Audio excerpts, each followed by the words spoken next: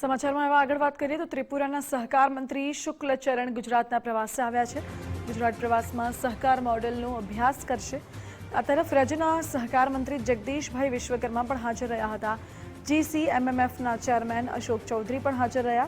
તો ત્રિપુરાના સહકાર મંત્રી શુક્લચરણ સિંહે નિવેદન આપ્યું। કહ્યું કે ભારત સરકાર કા ઓપરેટિંગ સેક્ટરનો અભ્યાસ કરવાનો છે અને સહકારથી સમૃદ્ધિ ગ્રાઉન્ડ લેવલ પરિચય કેળવવાનો પણ છે। અમારો ટાર્ગેટ ગુજરાત જેવા કોઓપરેટિવ સેક્ટર વિકસિત કરવાનું અને અમુક કોઓપરેટિવ સેક્ટર મજબૂત પણ છે તેવું નિવેદન જગદીશ વિશ્વકર્માએ આપ્યું। વધુમાં કહ્યું કે સહકાર વિભાગ અલગ શરૂ કર્યો ત્યારથી પ્રયાસો થઈ રહ્યા છે। લગભગ 90,000 કરોડ રૂપિયાનું જેનું જે ટર્નઓવર છે ને આખા કોઓપરેટિવનું ટર્નઓવર જે ગુજરાતનું ગણી લો 4.5 લાખ કરોડ જેટલું ટર્નઓવર થાય છે। આ વસ્તુથી ગામડાઓ મજબૂત થશે, ખેડૂતો મજબૂત થવાના છે અને એના કારણે સ્ટેટ અને દેશની ઇકોનોમીમાં જીડીપીમાં ખૂબ મોટો ફરક પડવાનો છે।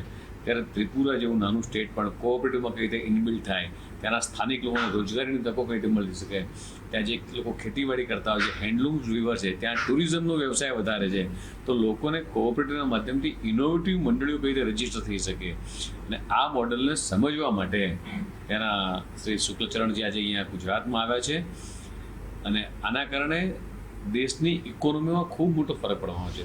त्रिपुरा में गुजरात जैसा ये कोऑपरेटिव सेक्टर को जैसा अपग्रेड कर रहा, डेवलप कर रहा है।